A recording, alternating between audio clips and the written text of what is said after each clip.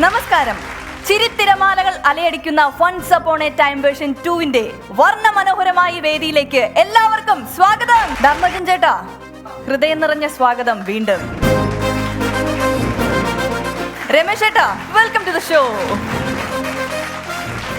ധർമ്മൻ ചേട്ടാ, ഇന്നത്തെ എപ്പിസോഡ് നമ്മൾ സ്റ്റാർട്ട് ചെയ്യാണ്. കഴിഞ്ഞ എപ്പിസോഡിലും ചേട്ടൻ ഉണ്ടായിരുന്നു, ഇന്നത്തെ എപ്പിസോഡിൽ ഉണ്ടായതപ്പോ അതിലുപരിയായിട്ടുള്ള സന്തോഷാണ്. എനിക്ക് സന്തോഷമുണ്ട്. ഞാൻ സന്തോഷത്തെക്കാളുപരി എനിക്ക് പോകാൻ ധൃതി ഉണ്ടായിരുന്നു. എന്നാലും ഞാൻ പിന്നെ ഇരുന്നെന്താന്ന് വെച്ചാല് ചെറിയ കാര്യങ്ങളുണ്ട്. ഒരു സംഭവം ഉണ്ടായിരുന്നു. അതെന്താ? ആൾക്കാര് കേൾക്കണ കുഴപ്പമൊന്നുമില്ലല്ലോ. അല്ല, ധർമ്മൻ ചേട്ടൻ അങ്ങനെ പറയുന്നെന്താ? നമ്മൾ അങ്ങനെ തമാശ പറയുന്നതിന് കുഴപ്പങ്ങളൊന്നുമില്ല. ധർമ്മജൻ ഇപ്പൊ രണ്ടാമത്തെ എപ്പിസോഡ് നമ്മുടെ ഫാമിലി മെമ്പറാണ് ധർമ്മജൻ. ധർമ്മജൻ ഒരു എപ്പിസോഡും കൂടി ഇരിക്കുന്നത് നമുക്ക് സന്തോഷമുള്ളൂ.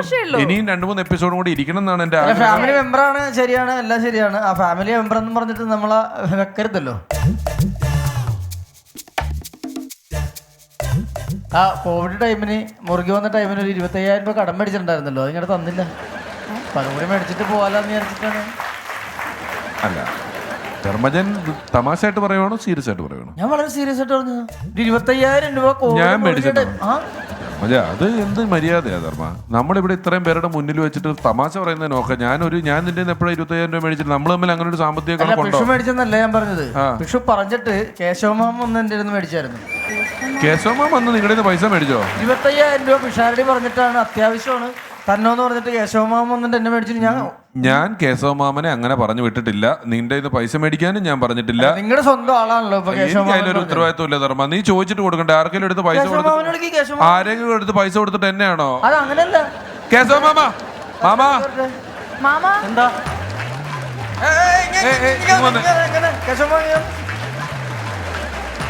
ധർമ്മനെ കണ്ടിട്ടില്ല. എന്നെ കണ്ടിട്ട് ഓടി. ആദ്യം പിഷാരടി വിളിച്ചപ്പോ മര്യാദക്ക് വന്നതാണ്. പിന്നെ എന്നെ കണ്ടു കഴിഞ്ഞാൽ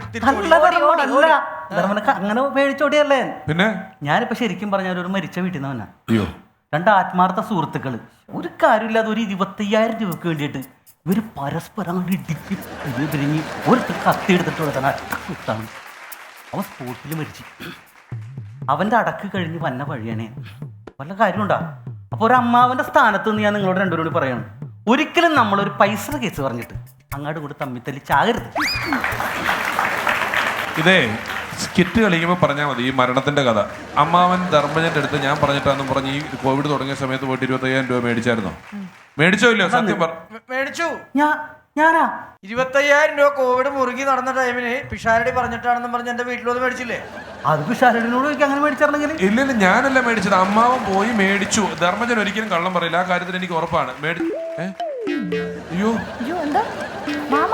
അയ്യോ വീടില്ല വീടില്ല പൊന്നെ വീടു മാമ. മാമ ആർട്ടുകാരുടെ ഒക്കെ ഒന്ന് പറഞ്ഞിട്ട് ആണിയൊക്കെ ഒന്ന് മടക്കാൻ പറ.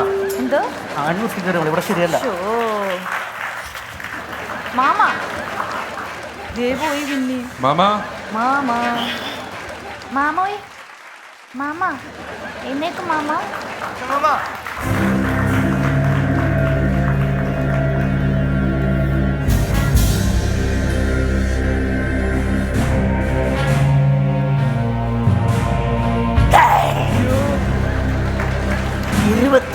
രൂപയ്ക്ക് വേണ്ടിയിട്ട് എന്നോട് പൈസ ചോദിക്കോടാ? ഞാൻ അങ്ങനെ ഉദ്ദേശിച്ച ഇല്ല, അങ്ങനെ ചോദിക്കണടാ. പൈസ കൊടുത്തിട്ട് തിരിച്ചു ചോദിക്കണടാ. എനിക്കെന്താ സംഭവിച്ചത്? ഞാൻ മേടിച്ച പൈസ തിരിച്ചു തന്നേക്കാം. അങ്ങനെ എന്നോട് ഞാൻ ഒരു കുഴപ്പം പറയില്ല.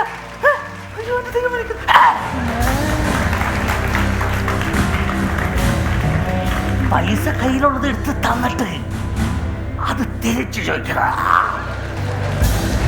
വെറുതെ വിടൂലടാ നിന്നെ ഒന്നും. കാരണം ഞാൻ അറിഞ്ഞുകൊണ്ട് ചെയ്തല്ല, എനിക്കത് അറിയാണ്ട് പറ്റിപ്പോതാണ്. മേടിച്ച പൈസ ഞാൻ തിരിച്ചു തരില്ല. എന്റെ ജീവനുണ്ടെങ്കിൽ മേടിക്കാം. അണ്ടങ്കാക്ക കൊണ്ടക്കാരി രണ്ടക അച്ച് വെല്ല തൊണ്ടക്കാരി രണ്ടക അയ്യാറെട്ട് പല്ലക്കാരി. ഞങ്ങളെ കുറേ തവണ ഇറങ്ങിയപ്പോഴും കണ്ടു, ടി വിയിലും കണ്ടു, മിമിക്രി ഷോകളിലും കണ്ടു. ഒരുപാട് തവണ കണ്ടർലൈറ്റായി പോയി. ഞാൻ അറിയാണ്ട് അല്ല, ഈ പൈസ മേടിച്ചത് തിരിച്ചെന്നില്ലെങ്കിൽ എന്റെ സ്വഭാവം മാറും, കേട്ടല്ലോടാ? എന്റെ സ്വഭാവം മാറും, ഞാൻ പറഞ്ഞേക്കാം. തിരിച്ചു തരാൻ പറ്റുമോ ഇല്ലയോ? പറ്റുമ്പോ തന്നാ മതി, കുഴപ്പമൊന്നുമില്ല. എനിക്ക് ആ പൈസക്ക് ഒരു ആവശ്യമില്ല. നിങ്ങൾ എപ്പോന്ന് വെച്ചാൽ ഞാനൊരു കാര്യം പറഞ്ഞേക്കാം. എന്റെ പൈസ തന്നില്ലെങ്കിൽ അമ്മാവനെ ഇവിടുന്ന് ഞാൻ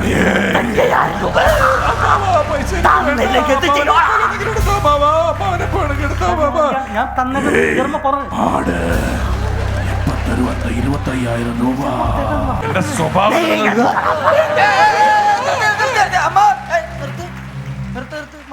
എന്താ ഏട്ടാ നിർത്താൻ പറഞ്ഞേ? അല്ല 25,000 രൂപയല്ലേ എനിക്ക് തരാനുള്ളത്? അതെ. അത് ഞാൻ വേണ്ടാന്ന് വെച്ചു. MGR പാത്രക്ക്, കമല പാത്രക്ക്, രജനിയ പാത്രക്ക്, ഷെഫിയ പാത്രക്ക് ഓവർ ആക്ടിങ്. ഒരു 25,000 രൂപ ഉണ്ട്, ഞാൻ പത്തതേ ഇല്ല. എനിക്ക് ആ പൈസ വേണ്ട. പെൺമനസ്സിലെ പൊട്ടിച്ചിരി ഉതിർക്കുന്ന ഉഗ്ര പെർഫോമൻസുമായി എത്തുന്നു Jomi from Kochi.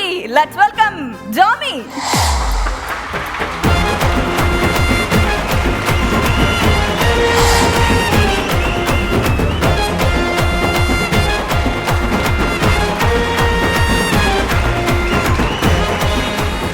Jomy, hello, welcome to the show. Thank you. എങ്ങനെയുണ്ടായിരുന്നു കഴിഞ്ഞ എപ്പിസോഡിലെ കമന്റ്സ് ഒക്കെ? എല്ലാവരും മോശമെന്നാ പറഞ്ഞു. ഒന്നുമല്ല. ഇവൻ ധർമ്മജ അല്ല, ഭയങ്കര ആത്മാർത്ഥമായിട്ടാണ് പറഞ്ഞത്. അല്ല, ജോമി ഇവിടെ വന്ന് ബെസ്റ്റ് പെർഫോമർ ആയിട്ട് പോയ ആളാണ്. ആണോ? സലീമേട്ടൻ വന്ന ഒരു എപ്പിസോഡിൽ എനിക്കിപ്പോ ജോമിയെ കണ്ട ഓർമ്മണ്ടല്ലേ? ഗംഭീരമായിട്ട് ചെയ്തു. 2ാം വരവാണ് ജോമി. ഒന്നും കുറയ്ക്കേണ്ട. ഇത്തവണയും അതേ വീറോടെ വാശിയോടെ ഗംഭീരമായിട്ട് തമാശകൾ പറയാം. എല്ലാവർക്കും നമസ്കാരം. പിഷാരി ചേട്ടൻ കണ്ടതാണ് എന്നെ കഴിഞ്ഞ വർഷം. എൻ്റെ പേര് ജോമി. ധർമ്മൻ ചേട്ടാ ജോമി എന്നാണ്. എങ്ങാനും സിനിമയിൽ ചാൻസ് ഉണ്ടെങ്കിൽ ദയവ് ഇത് എനിക്ക് തരരുത്. കാരണം ഇപ്പോഴേ വീട്ടിൽ കയറ്റുന്നില്ല, ഇനി സിനിമയിൽ കൂടി അത് ഇതാക്കി എന്താ അവസ്ഥ എന്ന് എനിക്ക് അറിയത്തില്ല. അതൊക്കെ ഇപ്പോഴത്തെ തോന്നലാ. പെർഫോമൻസ് വളരെ ഭംഗിയായിട്ട് വരാൻ നേരത്ത് ആൾക്കാർ കാണുന്നുണ്ട്. ഈ പരിപാടി ആൾക്കാർ കാണുന്ന പരിപാടി ആയതുകൊണ്ട് പല സംവിധായകരും ശ്രദ്ധിച്ചു കഴിഞ്ഞിട്ട് ജോമിയുടെ പ്രകടനം കണ്ടിട്ട് സിനിമയിൽ വന്നാൽ എന്താ പ്രശ്നം? ചില സംവിധായകർ സൈഡിൽ ഇരിക്കുന്നുണ്ടെങ്കിൽ നമുക്ക് അവസരം തരത്തില്ല അല്ലേ? അങ്ങനെ പറയാൻ പറ്റില്ല. ജോമിനെ വീട്ടിൽ കയറണല്ല, വീട്ടിൽ അല്ല, ആ സംവിധായകർക്കൊക്കെ അവസരം കൊടുക്കണമെന്ന് ആഗ്രഹമുണ്ട്. പക്ഷെ ആ സംവിധായകന് കോവിഡൊക്കെ മാറിയിട്ട് പടം ചെയ്യാൻ പറ്റണ്ടേ? എന്നിട്ട് വേണ്ട തരാൻ. ഇന്ന് ഞാൻ പറയാൻ പോകുന്നത് നിങ്ങളെല്ലാവരും കണ്ടിട്ടുള്ളൊരു സാധനത്തിനെ കുറിച്ചാണ്. KSRTC വണ്ടി കയറിയിട്ടുണ്ടോ നിങ്ങൾ? ഉറപ്പായിട്ടും. ഒരു കാലഘട്ടം മുഴുവൻ പച്ചപ്പാസ്റ്റ് എന്ന് വിളിക്കുന്ന പച്ച KSRTC തിരുവനന്തപുരം ഷട്ടിലടിച്ചുകൊണ്ടിരുന്നവരാണ് ഞാനും ധർമ്മജനും. എനിക്ക് യാത്രകൾ ചെയ്യാൻ നല്ല ഇഷ്ടമാണ്. അതുകൊണ്ട് തന്നെ നാട്ടിൽ മാത്രമല്ല, ഞാൻ അമേരിക്ക, ഓസ്ട്രേലിയ, ഞാൻ തള്ളുന്നല്ല സത്യമായിട്ട്, അമേരിക്ക, ഓസ്ട്രേലിയ, യൂറോപ്പ് എന്നീ രാജ്യങ്ങളിലെല്ലാം എല്ലാ രാജ്യങ്ങളും ഞാൻ യൂട്യൂബ് വഴി കണ്ടിട്ടുണ്ട്. ഈ അമ്പരചുംബികളായ സാധനങ്ങളെയൊക്കെ ഫോണിൽ കാണാൻ നല്ല ഭംഗിയാണ്. നേരിട്ട് പോയി വെറുതെ കാശ് കളയരുത് എന്നാണ് എൻ്റെ ഒരു അഭിപ്രായം. ധർമ്മചേട്ടൻ എന്നെയൊക്കെ ബസ്സിൽ ഞാൻ കയറണ വശം ആൾക്കാർ സീറ്റ് ഒഴിഞ്ഞു തരും. അതിൻ്റെ കാര്യമാണ് ഞാൻ ഇന്ന് പറയാൻ പോകുന്നത്. ആൾക്കാർ സീറ്റ് ഒഴിഞ്ഞു തരും, ഇരുന്നോളൂ പ്ലീസ് എന്നൊക്കെ പറഞ്ഞിട്ട്. കാരണം KSRTC ബസ്സിൽ ഇല്ലാത്തതും പ്രൈവറ്റ് ബസ്സിലുള്ളതായ 3 കാര്യങ്ങളാണുള്ളത്. ഒന്ന് കിളി, 2ാമത്തെ പാട്ട്, 3ാമത്തത് പ്രത്യേകമായിട്ട് ചില്ലറ. ഇന്നിവിടെ വരാൻ വേണ്ടിയിട്ട് തന്നെ ഞാൻ അമ്മയുടെ അടുത്ത് അമ്മ കൊഞ്ച ചില്ലറ താങ്കുമ്മ, KSRTC വണ്ടിക്ക് കൊടുക്കണമ്മ എന്നൊക്കെ പറഞ്ഞിട്ടാണ് ഞാനിവിടെ വരെ വന്നത്. ഈ KSRTC ബസ്സിൻ്റെ ഡോറിൻ്റെ പുറകിലിരിക്കുന്ന ആളുടെ ധാർമ്മിക ഉത്തരവാദിത്തമാണ് വാതിലടയ്ക്കുക എന്നത്. അല്ലേ? നമ്മളെല്ലാവരും അനുഭവിച്ചിട്ടുണ്ട്. യാത്രക്കാരന്റെ ഉത്തരവാദിത്തമാണ്. അതെ. അതുകൊണ്ട് തന്നെ അപ്പോയിൻമെന്റ് ലെറ്റർ ഇല്ലാതെ തന്നെ ഇന്ന് എനിക്ക് 8ന്റെ പണി KSRTC തന്നു. കാരണം പിള്ളേർ എണീറ്റുന്നത് കിളിക്ക് വേണ്ടി റിസർവ് ചെയ്ത സീറ്റിലായിരുന്നു. ഞാൻ പെട്ടുപോയി. ഈ ലോക്ക്ഡൗൺ സമയത്ത് ശരിക്കും പെട്ടുപോയത് ആൺകുട്ടികളാണ്. കാരണം അവർക്ക് വീട്ടിലിരുന്ന് ശീലമില്ല. പക്ഷെ നമുക്കങ്ങനെയല്ല, നമ്മൾ ചെറുപ്പം തൊട്ടേ ലോക്കപ്പിലാണ്. അതുകൊണ്ട് നമുക്കൊരു കുഴപ്പമേ ഉണ്ടായില്ല. ഞാനൊരു 20 വയസ്സ് വരെ ശരിക്കും ലോക്കപ്പിലായിരുന്നു. ഇത് പറയുമ്പോൾ കുറേ പേർക്ക് വിശ്വാസം ഉണ്ടാവത്തില്ല. പക്ഷേ ലോക്കപ്പിലെ ജീവിതം എളുപ്പമല്ല. കാരണം 5 മണിക്ക് ബെല്ലടിക്കുമ്പോൾ എണീക്കണം, ബാത്റൂമിൽ പോകാൻ ഒരു ബെല്ല്, കുളിക്കുമ്പോൾ ഒരു ബെല്ല്. നമ്മളെങ്ങാനും ബാത്റൂമിൽ പോയി മുട്ടിയത് എൻ്റെ സമയമായിട്ടില്ല, സമയമാകുമ്പോൾ വായോ എന്നാണ് അവർ പറയുക. കാരണം അവർ തന്നെ നിശ്ചയിച്ച് വെച്ചൊരു സമയമുണ്ട്, ഫുഡ് കഴിക്കാൻ സമയം. അങ്ങനെ ഭയങ്കര ബുദ്ധിമുട്ടാണ്. ഈ ലോക്കപ്പ് ജീവിതം അടുത്തുകൊണ്ട് തന്നെ ഞാൻ പരോള് വാങ്ങി ഹോസ്റ്റലിൽ നിന്ന് വീട്ടിലേക്ക് മാറി. മനസ്സിലായില്ല? ഹോസ്റ്റലിൽ പോകാത്ത പാവം കുട്ടികൾ. ഹോസ്റ്റൽ ജീവിതം ശരിക്കൊരു ലോക്കപ്പ് പോലെ തന്നെയാണ്. 4 ചുമരുകൾക്കുള്ളിൽ അടങ്ങിക്കൊണ്ട് നമുക്ക് എവിടെയും പോകാൻ പറ്റാതെ. അതുകൊണ്ട് തന്നെ പരോള് കിട്ടിയ ഉടനെ ഞാൻ യാത്രകൾ ആരംഭിച്ചു. ഇപ്പം ഞാൻ സ്ഥിരമായിട്ട് യാത്ര ചെയ്യുന്നത് എൻ്റെ വീട്ടിൽ നിന്ന് റേഷൻ കട വരെയാണ്. റേഷൻ കട പോയിട്ട് ചേച്ചി കിറ്റ് വന്നായിരുന്നോ എന്ന് ചോദിക്കുമ്പോൾ കിട്ടുന്നൊരു നിർവൃതി അതൊന്നിനും തരാൻ പറ്റത്തില്ല. ഇപ്പം ഞാൻ റേഷൻ കടയിൽ ഒരു ദിവസം പോയില്ലെങ്കിൽ ചേച്ചി എൻ്റെ വീട്ടിൽ വന്ന് വയ്ക്കും, ജോമിക്ക് എന്തെങ്കിലും പറ്റിയാർന്നോ, ഇന്ന് കൊച്ചിനെ കണ്ടില്ല കിറ്റ് വയ്ക്കാൻ. ഈ KSRTC ബസ്സുകളുടെ ഉള്ളിലിരിക്കുന്നവർക്ക് ഒരു പേടിയും വേണ്ട, പക്ഷെ പുറത്തിരിക്കുന്നവർ സൂക്ഷിക്കണം. അതായത് റൂട്ടിൽ കൂടെ പോകുന്നവർ. ഫോർ എക്സാമ്പിൾ, KSRTCക്ക് ഓവർടേക്ക് ചെയ്യാൻ അറിയത്തില്ല, അവർക്ക് ടേക്ക് ഓവർ ചെയ്യാൻ മാത്രമേ അറിയത്തുള്ളൂ. അതുകൊണ്ട് തന്നെ പുറത്തുള്ളവരൊക്കെ നല്ല പേടിയിൽ വേണം ജീവിക്കാൻ. കേരളത്തിൽ പൊതുവേ നമ്മൾ നുഴഞ്ഞേറ്റക്കാരെ കാണാറില്ല, കാരണം നമ്മളൊരു അതിർത്തി സംസ്ഥാനമല്ല. പക്ഷേ നമ്മുടെ ട്രാഫിക്കിലേക്ക് ഇറങ്ങിയാൽ മതി, 2 ആനവണ്ടിയുടെ ഇടയിൽ കൂടെ 4 സ്കൂട്ടർ തിങ്ങി പാർക്കി പോകുന്നത്. ശരിക്കും അവർക്കൊക്കെ വേണമെങ്കിൽ ഒരു ഓൺലൈൻ കോഴ്സ് തുടങ്ങാം, എങ്ങനെയാണ് നുഴഞ്ഞു കയറേണ്ടത്, നുഴഞ്ഞു കയറാനുള്ള 101 വഴികൾ എന്നൊക്കെ പറഞ്ഞവർക്ക് വേണമെങ്കിൽ കോഴ്സ് വരെ തുടങ്ങാം. ഈ 2 KSRTC ബസ്സുകൾ നമ്മൾ ഒരിക്കലും കോമ്പറ്റീഷൻ ഇല്ല ചേട്ടാ. എന്ന് വെച്ചാൽ 2 KSRTC ബസ് ഇപ്പം ഇങ്ങനെ നിൽക്കുവാന്ന് വിചാരിക്കുക, 2 ഡ്രൈവർമാർ ഹലോ ഇന്ന് എത്ര സ്റ്റോപ്പിൽ നിർത്തിയില്ല, 3 എണ്ണം ടാർഗറ്റ് എത്തിയിട്ടില്ല, ഒന്ന് ഉറങ്ങി നോക്കുക, ചിലപ്പോൾ പറ്റുമായിരിക്കും. ഇങ്ങനെയൊക്കെയാണ് KSRTC ബസ്സുകൾ. അതേസമയം നിങ്ങൾ 2 പ്രൈവറ്റ് ബസ്സാണ് ആ സ്ഥലത്തിങ്ങനെ ചിന്തിച്ച് നോക്കിയേ. കൊടുങ്ങല്ലൂർ ഭരണിയായിരിക്കും അന്ന് അവിടെ നടക്കുന്നത്. നീ 2.5 സെക്കൻഡ് നേരത്തെ പോയല്ലേ, ആ ഷിജിമോൻ ആ ജംഗ്ഷനിലിട്ട് ഞാൻ വെട്ടും. പിന്നെയാണ് മനസ്സിലാവും ഷിജിമോൻ ബസ്സാണ്, ഒരു ഓവർടേക്ക് ചെയ്യുന്ന കാര്യമാണ് ഉദ്ദേശിക്കുന്നത്. ശരിക്കും നമുക്കോ പോലീസിനോ അത് മനസ്സിലാവില്ല എന്നേ ഉള്ളൂ. അപ്പോൾ ഇന്ന് ഞാനിവിടെ വരുന്നതിൻ്റെ ഇടയ്ക്ക് ഞാൻ പറഞ്ഞല്ലോ എനിക്ക് ജോലി കിട്ടി KSRTCയിലെ കിളിയായിട്ട്. ഞാൻ ഇറങ്ങുന്ന സമയത്ത് എൻ്റെ കണ്ടക്ടർ ചേട്ടനോട് ചോദിച്ചു, ചേട്ടാ ശമ്പളമോ വേണ്ട, തന്ന ടിക്കറ്റിൻ്റെ ബാക്കി പൈസയെങ്കിലും തന്നാൽ എനിക്കിവിടെ ഇറങ്ങായിരുന്നു. പുള്ളിക്കാരൻ ഭയങ്കര ഫ്രീക്കനായിരുന്നു എന്ന് തോന്നുന്നു, ഭയങ്കര ആറ്റിറ്റ്യൂഡൊക്കെ കാണിച്ചിട്ട് hit the bell icon and get out എന്നാണ് എന്നോട് പറഞ്ഞത്. So thank you guys, that's been my time. Thank you. Jomi എന്തോ കൊച്ചു മിടിമിടിക്ക് അങ്ങനെ അങ്ങ് തകർക്കുവാണല്ലോ. കൊള്ളാട്ടോ, നന്നായിട്ടുണ്ട്. ധർമ്മജൻ ചേട്ടാ. ജോമി ഒരു കാര്യം പറഞ്ഞല്ലോ, പെൺപിള്ളേര് പണ്ടേ ലോക്ക്ഡൗൺ ആണ്, ആൺപിള്ളേര് ലോക്ക്ഡൗൺ അല്ല. ഞാൻ ഈ ലോക്ക്ഡൗൺ കാലത്ത് ആവശ്യമില്ലാതെ ലോക്ക്ഡൗണിലായ ഒരാളാണ് ഞാൻ. എൻ്റെ വീടിൻ്റെ അടുത്ത് ഒരു അപ്പച്ചനുണ്ടായിരുന്നു. ഞങ്ങൾ ഈ ലോക്ക്ഡൗൺ കാലത്ത് സമയം പോകാൻ വേണ്ടി ഒരുമിച്ച് ചീട്ട് കളിക്കുകയും കാര്യങ്ങളൊക്കെ ചെയ്യുന്ന ഒരു അപ്പച്ചനുണ്ടായിരുന്നു. അപ്പച്ചന് പെട്ടെന്ന് ഒരു അസുഖം വന്നു, ചെസ്റ്റ് ക്യാൻസർ എന്തോ ആയിരുന്നു. അങ്ങനെ അദ്ദേഹത്തെ ആശുപത്രിയിൽ കൊണ്ടുപോയി പരിശോധിച്ച് കൊണ്ടുവന്നു. കുറച്ച് നാൾ ഇങ്ങനെ നടന്നു. അങ്ങനെ നടന്ന് അപ്പച്ചന് അസുഖം കൂടി, അപ്പച്ചൻ കിടപ്പിലായി.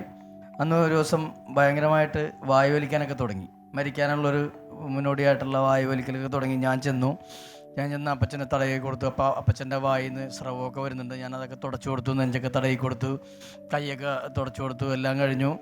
അദ്ദേഹം വൈകിട്ടായപ്പോൾ മരിച്ചു. അതായത് മെഡിക്കൽ കോളേജിലേക്ക് കൊണ്ടുപോയി. അവിടെ അറിയുന്നത് അദ്ദേഹത്തിന് കോവിഡാന്ന്.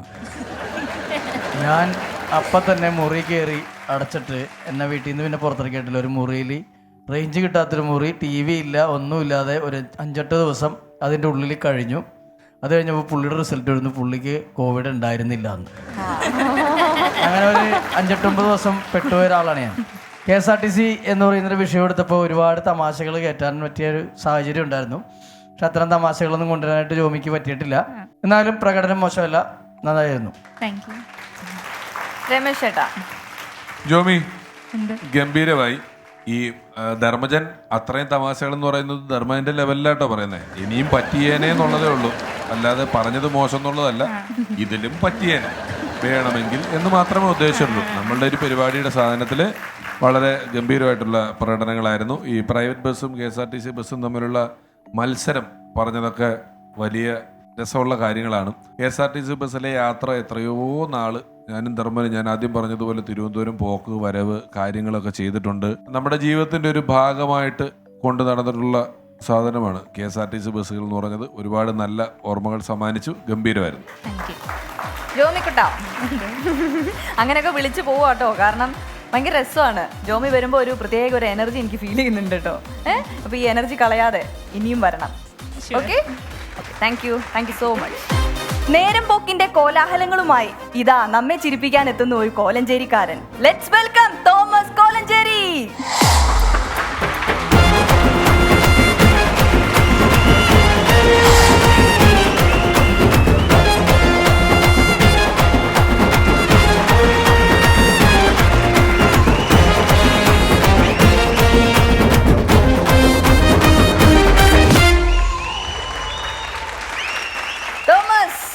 Welcome to the show.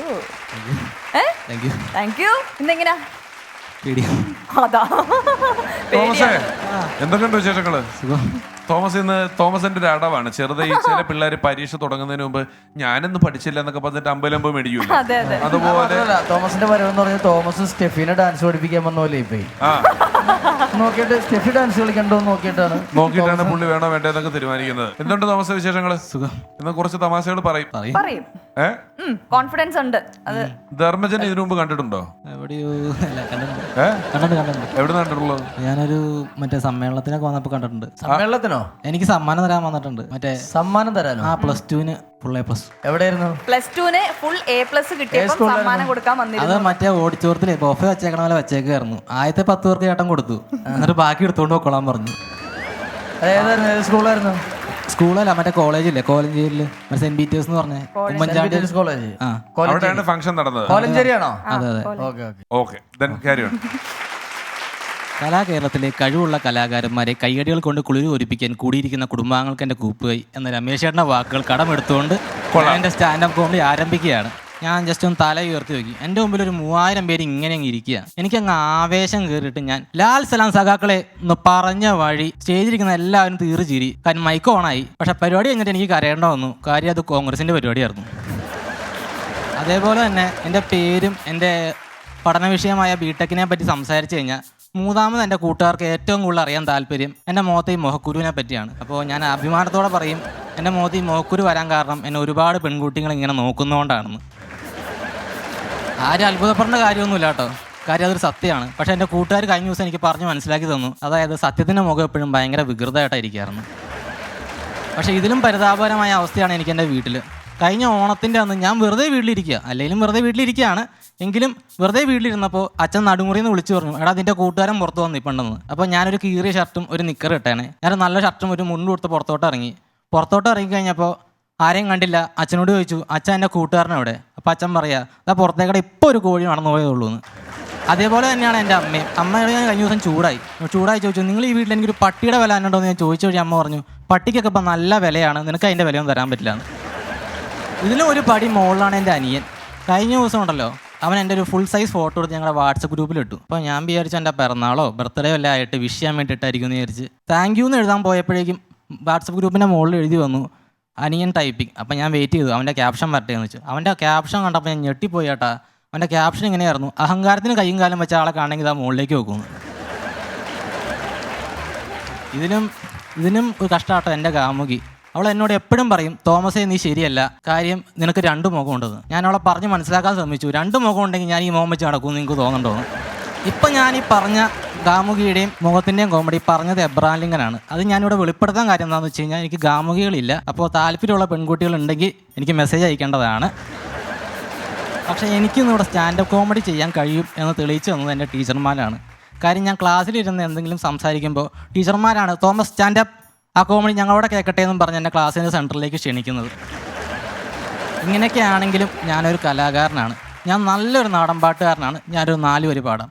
തങ്കം മണക്കില്ല തവളയ്ക്ക് പല്ലില്ല തെക്കേലെ മൂസയ്ക്ക് 2 പല്ല് ഉറുക്കി തട്ടില്ല ഉപ്പ് മുളകില്ല ഉലകിലെ മായങ്ങൾക്കറ്റമില്ല പുത്രാളത്തിൽ വന്ന പത്രാളം കാരണം ഇക്കൊല്ലം പെരുന്നാൾ വൈകി വന്ന് കണ്ടെത്തി കിടക്കണ മുണ്ടത്തി പടലിന് മൂത്ത് മുന്നാടി ഇരികണ്ടേ പാലിന് കയ്പില്ല പഴഞ്ചൊല്ലി പതിരില്ല പച്ചോല പാമ്പിന് പത്തിയില്ല കുതിരയ്ക്ക് കൊമ്പില്ല മുതിരയ്ക്ക് മധുരമില്ല കൊക്ക് കാണാതെ കൂളങ്ങളില്ല. മതി. സാധാരണ ഞാൻ 4 വരി പാടാമെന്ന് പറഞ്ഞിട്ട് 2 വരി പാടുമ്പോഴേക്കും നാട്ടുകാരിറങ്ങി ഓടാറാ പതിവ്. ഇപ്പം നിങ്ങളെയൊക്കെ സമ്മതിക്കണം കേട്ടോ. അതുകൊണ്ടാണ് ഞാൻ 4 വരി പാടാമെന്ന് പറഞ്ഞിട്ട് 6 വരി വരെ പാടി അവസാനിപ്പിച്ചത്. ഇങ്ങനെയൊക്കെ ആണെങ്കിലും ഞാൻ ഒരുപാട് സ്റ്റേജ് ഷോസ് ചെയ്തിട്ടുണ്ട്. ഇതെൻ്റെ 100ാമത്തെ സ്റ്റേജാണെന്ന് തോന്നുന്നു. ബാക്കി 99-ൽ ഞാൻ ഓഡിയൻസ് ആയിരുന്നു എന്നുള്ള ഒരു ചെറിയ പ്രശ്നം മാത്രമേ ഉള്ളൂ, വേറെ കുഴപ്പമൊന്നുമില്ല. പക്ഷേ എനിക്കിന്ന് സ്റ്റേജിൽ കയറാൻ ചെറിയൊരു പേടിയുണ്ട്. കാര്യം എന്താണെന്ന് വെച്ച് കഴിഞ്ഞാൽ, ഈ സ്റ്റേജ് എപ്പോഴും നമ്മൾ പണിയുമ്പോൾ കുറച്ച് പൊക്കിയായിരിക്കും പണിയണേ. അപ്പോൾ ഈ ഉയരത്തിൽ നിന്ന് പറഞ്ഞു പഠിക്കാനുള്ള ഒരു കൊതി കൊണ്ട് മതിൽ കയറുന്നിട്ടാണ് പറഞ്ഞു പഠിക്കാറ്. അപ്പോൾ സ്വാഭാവികമായിട്ട് എന്നെ പ്രസംഗം കേൾക്കാൻ ഒറ്റ മനുഷ്യൻ വരാറില്ല. എൻ്റെ അച്ഛൻ പറയുന്നത് എൻ്റെ കൂട്ടുകാരനായ കോടിയെ ക്ഷണിക്കും, ഞാൻ കുറച്ച് തീറ്റ ഇട്ട് കൊടുക്കും, അപ്പോൾ അവൻ കുറച്ചേ അവിടെ കേട്ട് വെക്കും. അപ്പം ഞാൻ ഇന്നിവിടെ പറയാൻ പോകുന്ന കോമഡി മൊത്തം അവനെ പറഞ്ഞു കേൾപ്പിച്ചു. അപ്പോൾ അവൻ്റെ റിയാക്ഷൻ എങ്ങനെയായിരുന്നു, കൊക്കരക്കോ കൊക്കരക്കോ എന്നും പറഞ്ഞ് നല്ല കോല് പോയി. അപ്പോൾ എനിക്ക് നിങ്ങളുടെയൊക്കെ അവസ്ഥ ആലോചിച്ചാൽ മനസ്സിലാവുന്നേ ഉള്ളൂ. പക്ഷേ ഇവിടെ ചിരിക്കാൻ താല്പര്യമുള്ളവരാണ് എല്ലാവരും. ചിരിക്കാൻ താല്പര്യമുള്ളവരൊക്കെ ഒന്ന് കൈവക്കിക്കേ. എല്ലാവരും കൈവക്കിയത് കണ്ടോ. അപ്പോൾ ചിരിക്കാൻ താല്പര്യമുള്ള എല്ലാവർക്കും ചിരിപ്പിക്കാനും പറ്റും. അതേപോലെ തന്നെ ഒരു സത്യമുണ്ട്, 10 മിനിറ്റ് ചിരിച്ചു കഴിഞ്ഞാൽ 5 മിനിറ്റ് ഓടുന്നതിൻ്റെ അത്രയും തുല്യമാണ്. അപ്പോൾ നിങ്ങളുടെയൊക്കെ സ്ട്രെസ് ലെവൽ കുറയുകയും നിങ്ങളെല്ലാവരും ആക്റ്റീവ് ആവുകയും ചെയ്യും. പക്ഷേ ഇവിടെ ചിലരുടെയൊക്കെ മുഖം കണ്ടിട്ട് നിങ്ങൾക്ക് സ്ട്രെസ് ലെവൽ കൂടി ഹാർട്ട് അറ്റാക്ക് വരെ വരാൻ സാധ്യത ഞാനിപ്പോൾ കാണുന്നുണ്ട്. കാര്യമാക്കണ്ട. അത് അവസാനിക്കുമ്പോൾ എൻ്റെ അച്ഛൻ എപ്പോഴും പറയാറുണ്ട്, സ്റ്റേജിൽ നിൽക്കുമ്പോൾ ഫ്രണ്ടിലിരിക്കുന്ന ഓഡിയൻസ് ആണ് നിങ്ങളുടെ ദൈവം. അപ്പോൾ ഓഡിയൻസിൻ്റെ പൾസ് മനസ്സിലാക്കുന്നതിന് വേണ്ടി ഞാൻ ഈ പരിപാടിയുടെ യൂട്യൂബിലെ അടിയിൽ വരുന്ന കമൻസ് ഒക്കെ ഒന്ന് വായിച്ചു നോക്കി. ഞാനിവിടെ പറയുന്നതിനേക്കാളും കോമഡി ആ കമൻസിലുണ്ടെന്ന് അറിഞ്ഞപ്പോൾ എനിക്ക് തൃപ്തിയായി. അത് അവസാനിക്കുമ്പോൾ ഈ പരിപാടിയുടെ ഒരു നെടുന്തൂണായിട്ട് നിൽക്കുന്നത് നമ്മുടെ കേശവ മാമൻ. അദ്ദേഹം പോപ്പുലറായ അദ്ദേഹത്തിൻ്റെ പാട്ടുകളിലൂടെയാണ്. ഇതിന്റെ നെടുന്തൂണ് ഞാനാണ്. ഇതാ ഇവിടുത്തെ പ്രശ്നം. സ്റ്റെഫി അത് കഴിഞ്ഞിട്ട് കേശവ മാമൻ. എന്ന പ്രധാന കണ്ണി ശരിക്കും മുതലാളി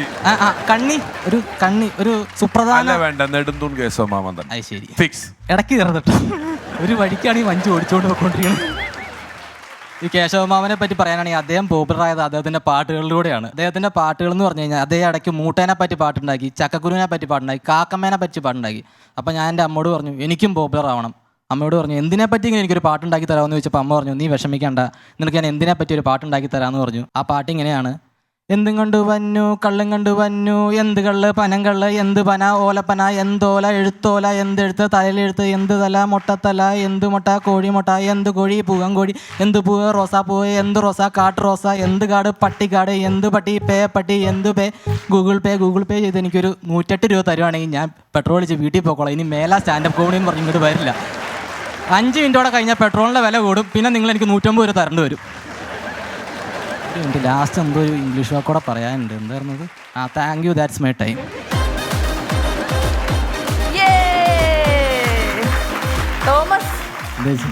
തോമസിന്റെ പേടിയൊന്നും കണ്ടില്ലല്ലോ.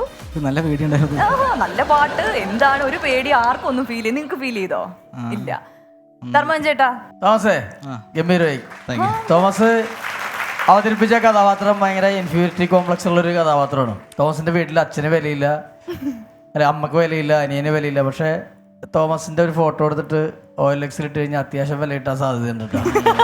പക്ഷെ നല്ല നല്ല കൗണ്ടറുകൾ ഉണ്ടായിരുന്നു, ഇങ്ങനെ പാട്ടും ഉണ്ടായിരുന്നു, എല്ലാം കൊണ്ടും ഗംഭീരമായി. All the best. തോമസേ, ഞാനും ധർമ്മനും കൂടെ തുടക്കത്തിൽ 2005 ആദ്യമായിട്ടൊക്കെ ഷോ ചെയ്യുമ്പം ഞാൻ എപ്പോഴും കണക്കാക്കിയിരുന്നൊരു കാര്യം ഉണ്ടായിരുന്നു. ഒരു തമാശ പറയുന്ന ആൾക്ക് പരമ്പരാഗതമായി നമ്മൾ കണ്ട് ശീലിച്ച ചില വഴികളും പ്രകടനങ്ങളും എക്സ്പ്രഷൻസും ഒക്കെ ഉണ്ട്. അന്ന് ധർമ്മജൻ അങ്ങനെ ഒന്നുമല്ല. ധർമ്മജൻ പറയുന്നത് തമാശയാണോ നമ്മൾ ശ്രദ്ധിച്ചിരിക്കണമായിരുന്നു. ശ്രദ്ധിച്ചിരുന്നാലേ ഇത് തമാശയെന്ന് മനസ്സിലാക്കാൻ പറ്റുള്ളൂ. മാത്രമല്ല ഞാനൊരു തമാശ പറയാൻ പോവാണെന്നൊക്കെ പറയുന്ന രീതിയിലുള്ള തുടക്കങ്ങളും ഒടുക്കങ്ങളും ഒന്നുമില്ലായിരുന്നു. ധർമ്മജൻ പറഞ്ഞിടും, നിങ്ങൾ വേണേ എടുത്തോ ചിരിച്ചോ എന്ന് പറയുന്നൊരു ഭാവം ധർമ്മജൻ ഉണ്ടായിരുന്നു. ഞങ്ങൾ രണ്ടും അന്ന് ഞങ്ങൾ ചെയ്ത ഷോയെ പറ്റി പിന്നീട് ആൾക്കാർ പറഞ്ഞ് അതാണ് ഒരു വേറെ റൂട്ടിലാണ് പറഞ്ഞത്. തോമസിന് ആ തമാശ തുടങ്ങുമ്പോഴോ തമാശ തീരുമ്പോഴോ ഒന്നുമുള്ള പതിവ് ശൈലികളൊന്നുമില്ല. എന്നാൽ തമാശ വർക്കൗട്ട് ആവുന്നുണ്ട്. ശൈലി ഇല്ലെങ്കിൽ വർക്കൗട്ട് ആയില്ലെങ്കിൽ ഒരു കാര്യവുമില്ല. വളരെ ഗംഭീരമായിട്ടുണ്ട് തോമസ്. തോമസ് എങ്ങനെയുണ്ട്? കമന്റ്സ് ഒക്കെ നല്ല സൂപ്പർ ആയില്ലേ? ടെൻഷനും പേടിയൊക്കെ മാറിയോ? കുറച്ചുകൂടെ കണ്ടോ? ചുമ്മാ പറയൂ കേട്ടോ രമേശേട്ടാ. ഈ രമേശേട്ടൻ ആദ്യം പറഞ്ഞ പോലെ 50-50 തോമസ് പഠിച്ച കള്ളൻ. അതെ, എക്സാക്ട്ലി. ഞാൻ അതെങ്ങനെയാ പറയാന്ന് വിചാരിച്ചിട്ട് അടുത്തുനിന്ന് അടി കിട്ടിയാലോ. അപ്പൊ കേട്ടോ, തോമസ് നേരത്തെ പറഞ്ഞൊരു കാര്യം കൂടി ഉണ്ട്. തോമസ് പറഞ്ഞൊരു പെണ്ണ് നോക്കിയിട്ടാണ് എന്റെ മുഖത്ത് മോക്കുരു വന്നതെന്ന് പറഞ്ഞു. അങ്ങനെ പെണ്ണുങ്ങൾ നോക്കി മുഖത്ത് മോക്കുരു വരാനാണെങ്കിൽ പിഷാരുടെയൊക്കെ മുഖത്ത് പൊണ്ണു വന്നേനെ മോക്കുരു.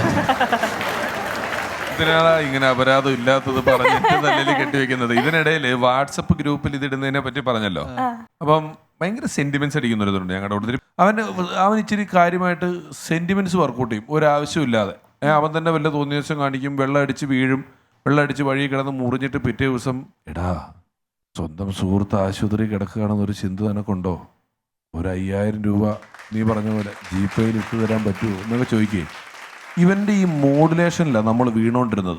പലപ്പോഴും പൈസ കൊടുക്കുമായിരുന്നു. ഇപ്പം എന്താന്ന് വെച്ചാൽ ഇതിന് 2 സ്പീഡ് കൂട്ടി വെക്കുന്ന കാരണം എടാ ഒരു കൂട്ടുകാരൻ വണ്ടി അടിച്ച് വീട്ടിൽ കിടക്കുമ്പോൾ പൈസ താല്പര്യമുണ്ടോ ഇല്ലേ എന്നും പറഞ്ഞിട്ട് ഈ സ്പീഡ് കൂട്ടിയത് കാരണം ഒരെണ്ണത്തിനും എക്സ്പ്രഷൻ ഇല്ല. നല്ല പ്രണയ മെസ്സേജുകളൊക്കെ എടി എവിടെയാണ്, wish you A happy birthday എന്നൊക്കെ പറയാം, ഹലോ എവിടെയാ ഹാപ്പി ബർത്ത്ഡേ, ഇങ്ങനെ പോയിക്കൊണ്ടിരിക്കുക. ഫീല് പോയി എല്ലാം 2-ലിട്ട ഓടിച്ചോണ്ടിരിക്കുന്ന സമയം ഇല്ലാത്തതുകൊണ്ട് കേട്ടോ.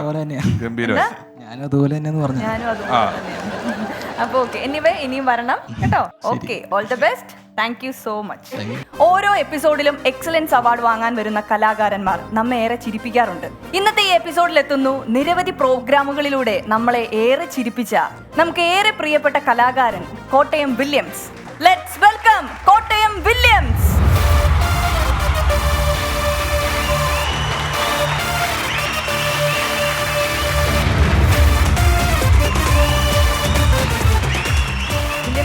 എന്തോ welcome to the show. Thank you. William ചേട്ടാ എന്തോ നമസ്കാരം. നമസ്കാരം. നമസ്കാരം.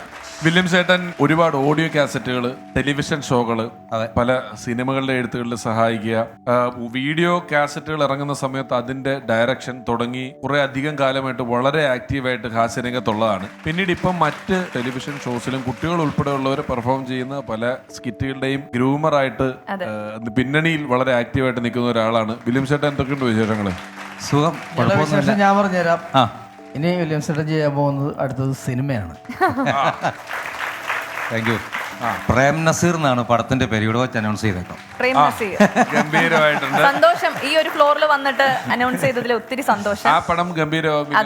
വില്യം ചേട്ടൻ ഏകദേശം എത്ര വർഷമായി പരിപാടി തുടങ്ങിയിട്ട്? ഞാൻ എൻ്റെ 17ാമത്തെ വയസ്സിൽ ഞാൻ തുടങ്ങിയാണ്. ഞാൻ കോട്ടയം നസീറും കൂടെ സ്റ്റാർട്ട് ചെയ്തത്. ആദ്യം മിമിക്രി സ്റ്റാർട്ട് ചെയ്യുന്നത്. പിന്നീട് അബി, നാദിഷ, ദിലീപ് അവരുടെ കയ്യിലാണ് ഞാൻ പിന്നെ വന്നത്. അതിനുശേഷം ഒരു 10-30 വർഷമെങ്കിലും ആയിട്ടുണ്ടാവും. 30 വർഷമായിട്ട് ഞാൻ കാണുന്നത് സാഗർ എന്ന് പറയുന്ന അബിക്കയുടെ ട്രൂപ്പിൽ, അതെ, കൊച്ചിൻ സാഗർ എന്റെ നാട്ടിൽ വന്നിട്ട് തകർത്തെന്ന് പറഞ്ഞാൽ തകർത്തുകൊണ്ടിരിക്കുന്ന കോട്ടയം വില്യംസിനെയാണ് അന്ന് ബോൾഗാട്ടിയില്.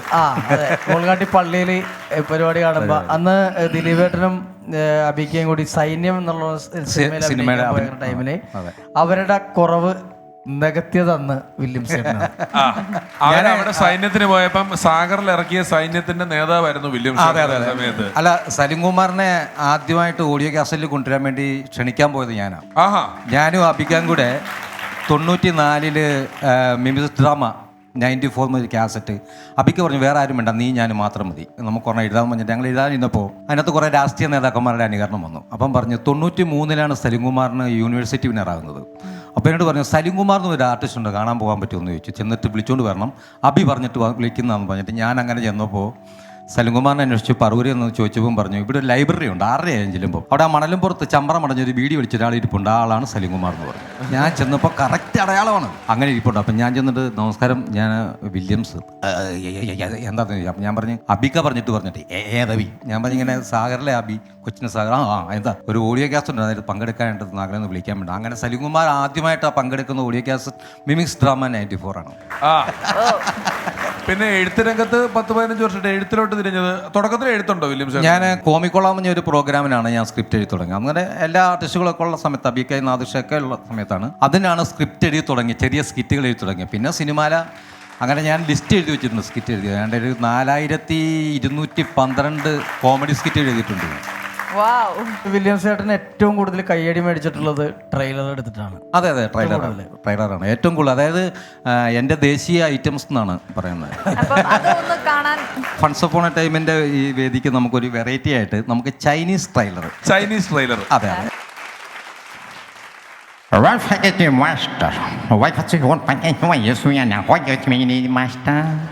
When you do when you was me, I want to go man now. You do with me and begin. I tell you, my can even. Now we do it, now we do me. I want to why you think? Why have you want to get to my hat away, master? Run so I mean, don't begin to die. You can bob again. Now we do what? Oh, and tell of me and sing you. So don't forget that we this me.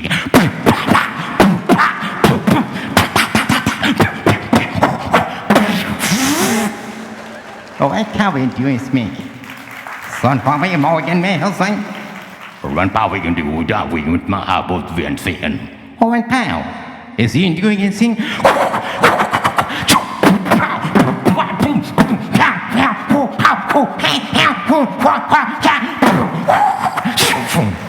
I want to get you, master. I want Papa get you almost back. I want Papa get you. Run, Papa get you. Oh, and Papa. Get that was me. I want Papa. Pow, is it? Pow. Son packet you now. I want to show you. Well, we chill. കറങ്ങിയുള്ള ചവിട്ട് മാത്രമേ ഉള്ളൂ. കറങ്ങിയുള്ള ചവിട്ട് മാത്രമേ ഉള്ളൂ. തോക്കരത്തുള്ള കളിയില്ല. അതെന്താണെന്നറിയാമോ, ഈ ഓഡിയൻസിലുള്ള പിള്ളേര് ചേട്ടന്റെ മറ്റേ ആദ്യത്തെ ട്രെയിലർ കണ്ടിട്ടില്ല. അതോടെ കാണിക്കണം. അതോടെ ചെറിയ പീസ് കാണിച്ചാൽ. ആയിക്കോട്ടെ. Just make it to your movie now. 15 years ago, the coming soon from Superman.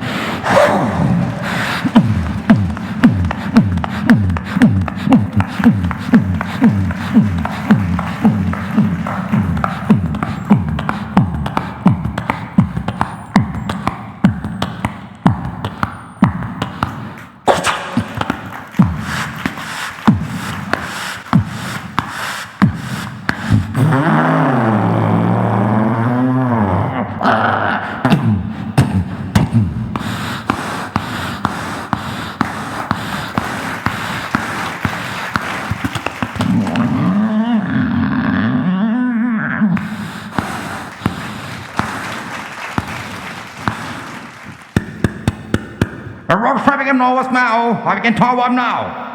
American snow and mouse. I will pack it with me.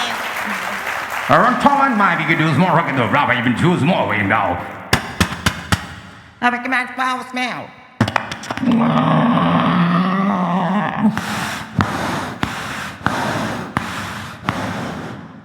Around Tom even we can do more my we can do me.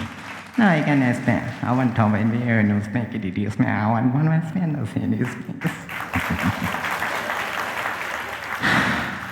Around Tom we force you to put me. Oh, 1 for 1 second, so.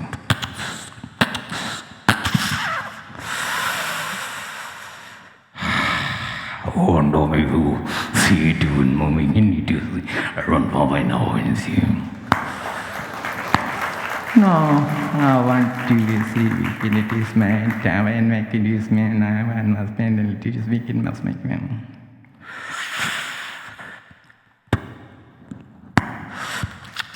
See, and even I can in it is name. No one, my most weekend night. Oh, 1 for 1 against you. Oh, second fall! Music in my event fall!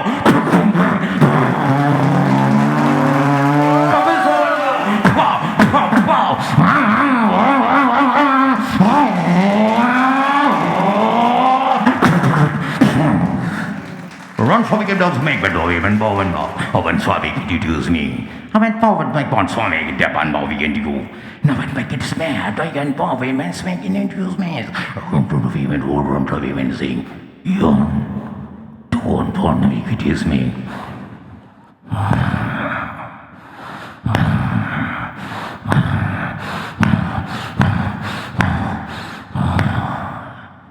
Even was my, I want to make knees. No was me.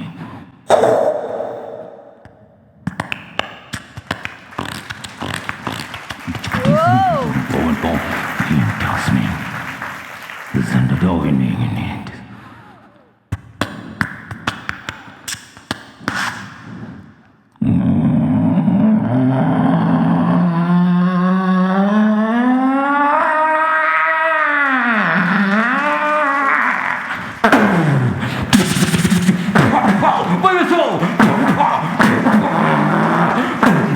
What we can do?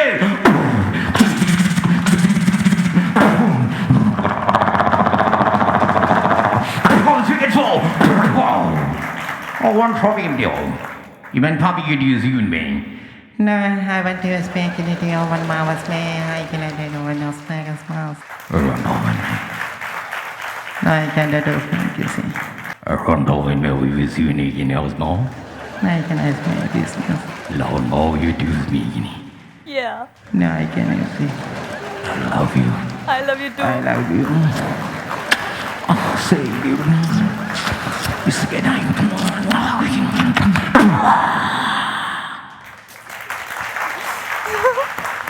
ചേട്ടാ super. Williams I love you എന്ന് സിനിമയിൽ പറഞ്ഞതാട്ടോ. അതെ അതെ അതെ അത് serious ആയിട്ട് എടുക്കരുത്. അല്ല, അങ്ങനെയല്ല ചേട്ടാ.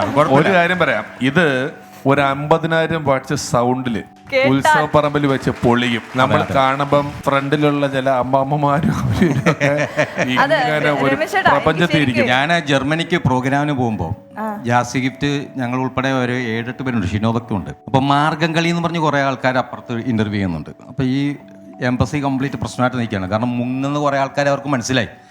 അപ്പം കുറേ ആർട്ടിസ്റ്റുകൾ ഇവിടെയാണ്. അപ്പം എന്നെ ഇൻ്റർവ്യൂ ചെയ്യാനായിട്ട് ഒരു മദാമ വന്നിട്ട് അപ്പോൾ ട്രാൻസ്ലേറ്റർ വേണമെന്ന് പറഞ്ഞു, കൊണ്ടുത്തന്നു. സംഭവം സംസാരിച്ചു. മിമിക്രി ആർട്ടിസ്റ്റ് ആണെന്ന് പറഞ്ഞു. അവരെ അറിയുമെന്ന് ചോദിച്ചു. അപ്പോൾ നമുക്കറിയില്ല, അവിടെ വേറെ മാർഗ്ഗങ്ങൾ ഈ ഇൻ്റർവ്യൂ നടക്കുന്നുണ്ട്.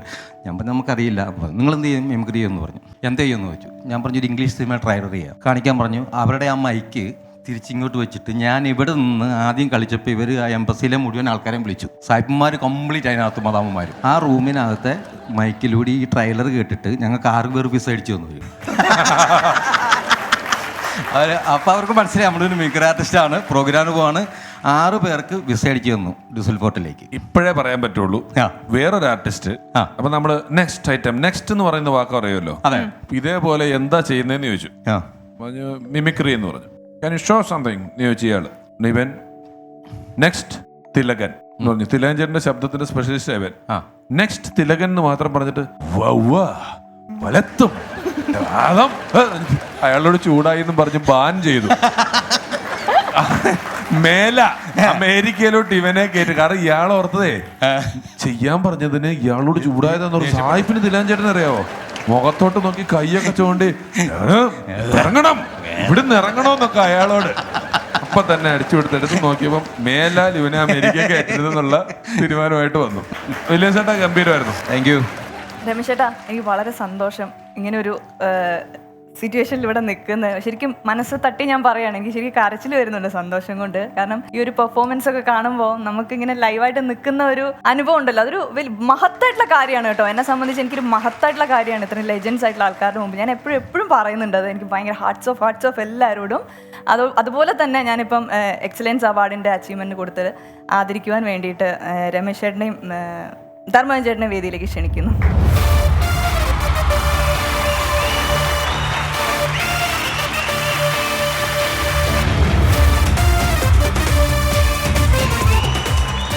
ശ്രീ കോട്ടയം വില്യംസ് എന്ന കലാകാരന്റെ ഒരു ട്രെയിലർ മാത്രമാണ് നമ്മളിവിടെ കണ്ടത്. കോട്ടയം വില്യംസ് എന്ന് പറയുന്ന സിനിമ പുറകെ വരുന്നുണ്ട്. കോട്ടയം വില്യംസ് എന്ന് പറയുന്ന സിനിമ ഒരുപാട് വേദികളിൽ, തിയേറ്ററിലല്ല വേദികളിൽ കണ്ട് അത്ഭുതത്തോടെ നോക്കി എന്നിട്ടുള്ളവരാണ് ഞങ്ങൾ എല്ലാവരും. അത്രയും പ്രതിഭയുള്ള കലാകാരനാണ് ശ്രീ കോട്ടയം വില്യംസ്. ട്രെയിലർ കണ്ടപ്പോൾ മനസ്സിലായിരുന്നു സിനിമ ഏത് ലെവലായിരിക്കും എന്നുള്ളത്. അദ്ദേഹം ഞങ്ങളുടെ ക്ഷണം സ്വീകരിച്ച് ഇവിടെ വന്നതിന് ഞങ്ങളുടെ ഖേദവുമായ ഫൺസ് അപ്പോൺ എ ടൈമിന്റെയും അമൃത ടിവിയുടെയും നന്ദി അറിയിക്കുന്നു. ഒപ്പം ഞങ്ങളുടെ ഭാഗത്തു നിന്നുള്ളൊരു ചെറിയ ഉപഹാരം ഏറ്റുവാങ്ങണമെന്ന് അഭ്യർത്ഥിക്കുന്നു.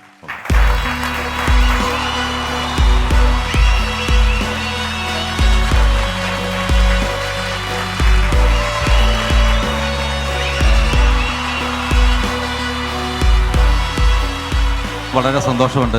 കാരണം ഞാൻ ഫൺസ് അപ്പോൺ എ ടൈം മിക്ക എപ്പിസോഡുകളും ഞാൻ കാണാറുണ്ട്. അതുപോലെ തന്നെ ഇവിടെ കേശുമാമൻ എന്ന് കളിക്കുന്ന സുധീർ പറവൂർ എൻ്റെ കൂടെ ഒരു 3-4 വർഷം എൻ്റെ കൂടെ എൻ്റെ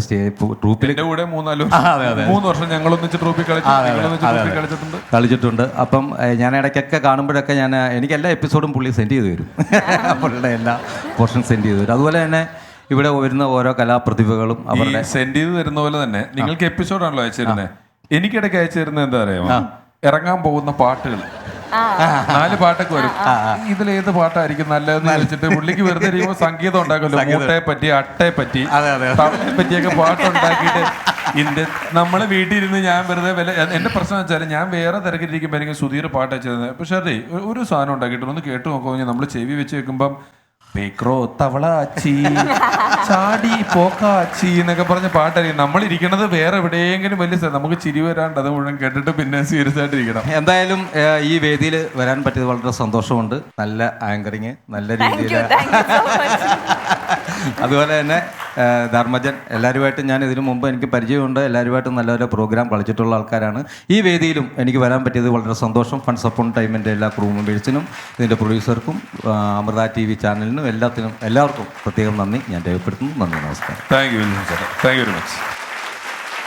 ഇന്നത്തെ ഈ എപ്പിസോഡിലെ best performer of the day ആരാണെന്ന് നമുക്ക് നോക്കാം. അതിനായി നമുക്ക് വേദിയിലേക്ക് സ്വാഗതം ചെയ്യുന്നു Jomi and Thomas. Let's welcome.